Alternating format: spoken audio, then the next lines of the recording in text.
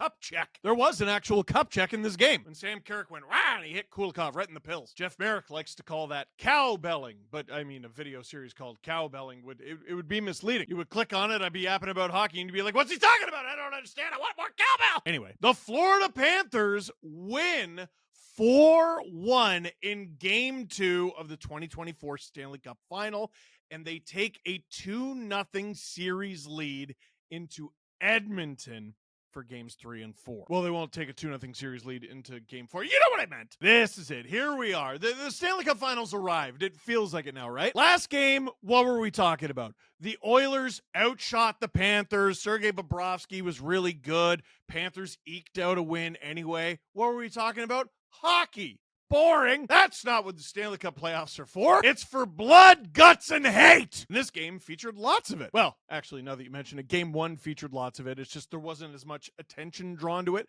because none of it was called. Game 2, a ton of it was called. 15 different penalties in this game, but very consequential. I mean, this is just the first period from reporter Chris Johnston. First period of Game 2, summarized. Darnell Nurse goes to the room, returns for a 13-second shift, goes to the room.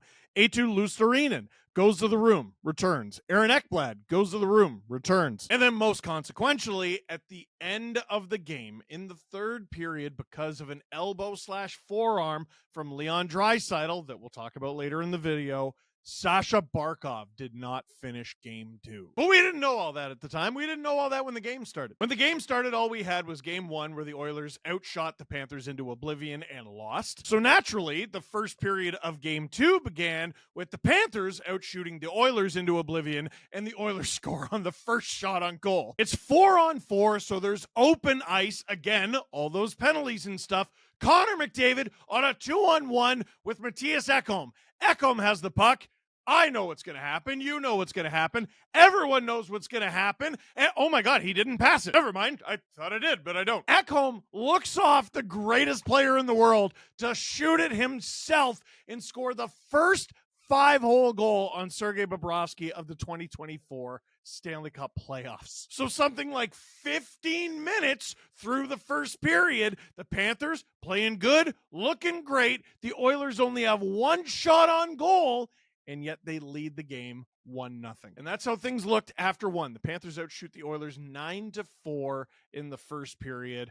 Oilers probably fortunate to be up. Now, part of the reason that the Panthers outshot the Oilers so badly in the first period, a 5-minute major. Warren Foegele, with just the second and third penalties that were handed out in this game, knees Eetu Luostarinen for the Florida Panthers, and oh, it looks bad. They called it a 5-minute major. They reviewed it and everything. I don't have a dog in this fight. I have great reason to dislike the Panthers and great reason to dislike the Oilers. I thought it was fine. Sometimes two guys collide, and it's just an accident or a mistake or a whoopsie. Foegele was getting a piece of Luostarinen. And I was kind of freaking out for the Florida Panthers because I was just talking on the podcast today about how Luostarinen is like one of the more underrated players that they have. I mean, he doesn't really score, but he forechecks you into the dirt. When you have two lines above him that can score so well, that third line of Tarasenko, Lundell, Luostarinen, they put together so many good shifts for the Florida Panthers. If you just need a line to go out there and eat a minute of the clock, oh, they're pretty good at it, and they'll probably get a scoring chance while they're out there. Will it go in? But it's a minute where the other team's not scoring. Luckily for the Panthers, Luostarinen would return to the game, and luckily for the Oilers, the Panthers would not score on that power play. Period 2, oh, the gap in play widens. Forget the goal. If it felt like the Panthers were dominating, they were. 13-3 were the shots. Panthers had more, and somehow after a period where they only got 4 shots, the Oilers found a way to get less. And that's in a period, by the way, that included 2 full Oilers power plays. There's no 5-minute major against the Oilers in the second period. In fact, they had 2 power plays to the Florida Panthers 1. This is the Edmonton Oilers we're talking about, isn't it? You'd think that they would get 3 shots per power play, not 3 shots in the entire period. Actually, the Oilers don't usually make it to 3 shots on a power play because they usually score on the first one or the rebound. But you know what? Blah, blah, blah, blah, blah. It's all well and good when a team outshoots the other. But as we saw in game 1, you got to score. Well, hey, remember that Panthers line that I told you goes out there and they're good for a good shift, but they never really score?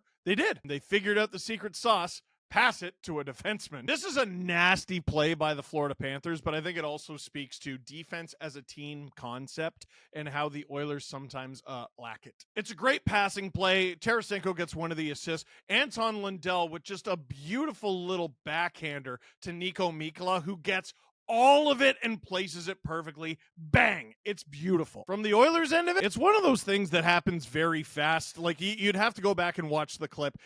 They're fine until they're not at all. Connor Brown is getting involved. You'd like to see McLeod be a little bit more involved. And Evander Kane's just nowhere. He's so far behind the play. Assigning fault to a certain player here doesn't feel right. It's just a team concept.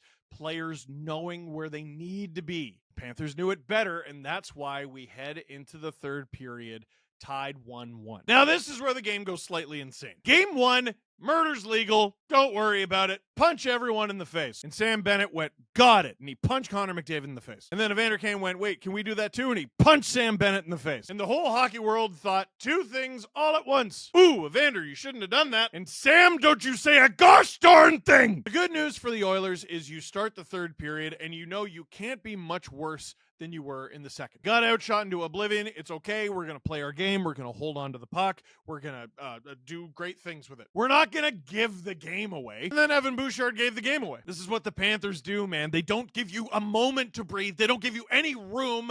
And there's a rebound in front, and Bouchard goes, blah! Literally just blah! It ends up right on the stick of Evan Rodriguez, and not every giveaway results in a goal. This thing is a piss missile. What a shot from Evan Rodriguez, his 5th of the playoffs, and the Panthers take the 2-1 lead early in the third. In this game, there was still rough stuff, but even though there were penalties called, no one actually had to pay for it because no one scored on the power play. Well, here in the third period, the Panthers finally do, but at what cost? Leon Drysdale gets called for roughing Sasha Barkov, and I'm going to need you to wrap your head around the idea that Leon Drysdale and Sasha Barkov might miss game 3 right now. Drysdale goes into the hit. He didn't leave his feet before making contact, but oh, did he drive up and rise into space like Superman. And then whack right into Barkov's jaw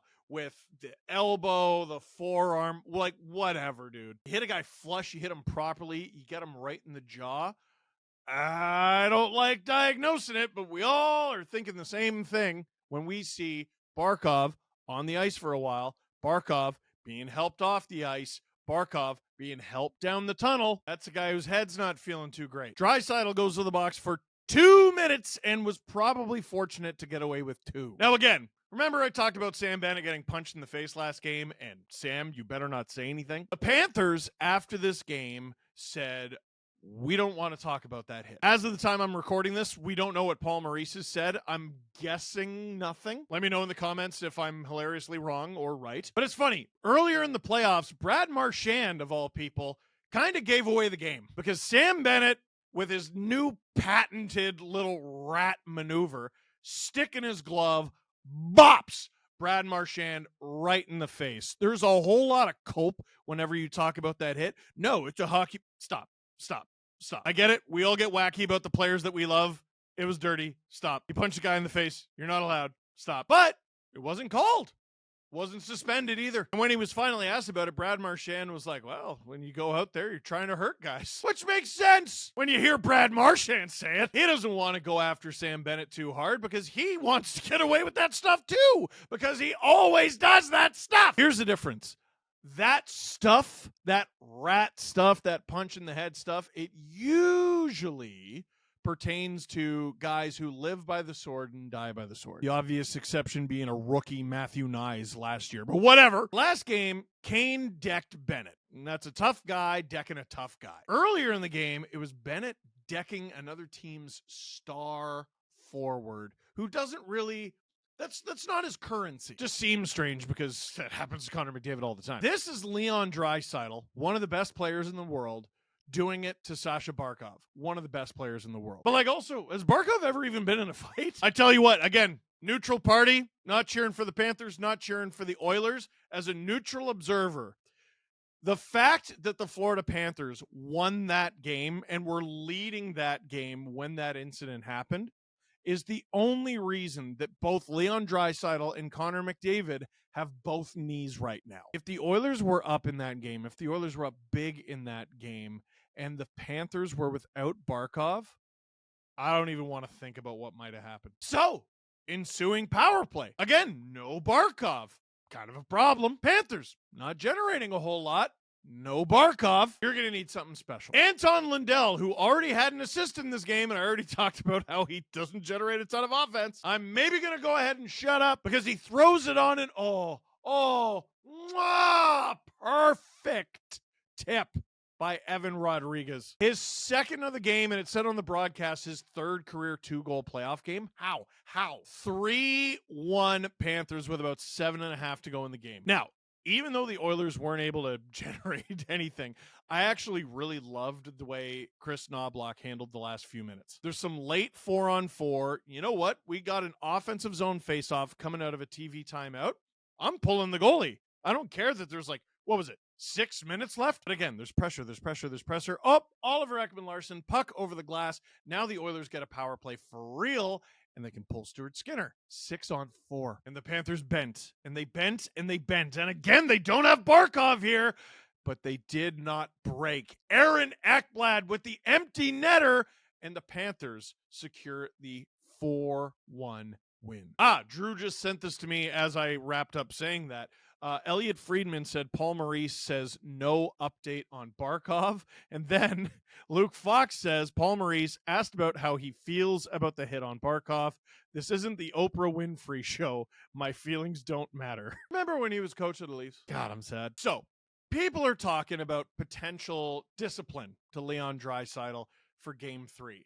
Listen, if Barkov is not in game 3, what is the justification for Draisaitl being in game 3? Draisaitl took a penalty on the play. He injured a player, a star player for the Florida Panthers, one who's been shutting him and all his teammates down for 2 games now. He took him out with an infraction. He injured a player with an infraction. That's got to be something. Now, other side of the coin, you mean to tell me the NHL is going to suspend Leon Draisaitl before the first Stanley Cup Final game held in Edmonton since 2006? In 18 years? Yeah, well, when you put it that way, I don't think that's going to happen. What would make this all much easier is if Barkov's fine and he ends up playing game 3. But if Barkov does not play in game 3, and it's obviously because of the Draisaitl hit, I'm fascinated to see what happens because that dude might not play. So, Florida Panthers win 2 games in the Stanley Cup Final for the first time in 3 tries. Whoa! But on the other side of the coin, Edmonton Oilers down 2 games to none. They're gone. It's over. They're dead. Guys, if you bury this body, I promise they're going to reach their hand through the ground like the Undertaker. This is the Edmonton Oilers we're talking about. And even if they weren't to have Draisaitl for game 3, I think they're going to. But even if they didn't, on home ice in Edmonton, they got a better shot. Home ice in Edmonton, if the Panthers don't have Barkov in the lineup, oh no, this series isn't over. Not by a long shot. What do you think of everything? Leave a comment in the comment box down below. But for now, that is it for this one. Thank you very much for watching. Click like if you liked this video. Click subscribe if you really liked it. Tell all your friends. Brand new Steve Dangle podcast tomorrow on the SDPN YouTube channel.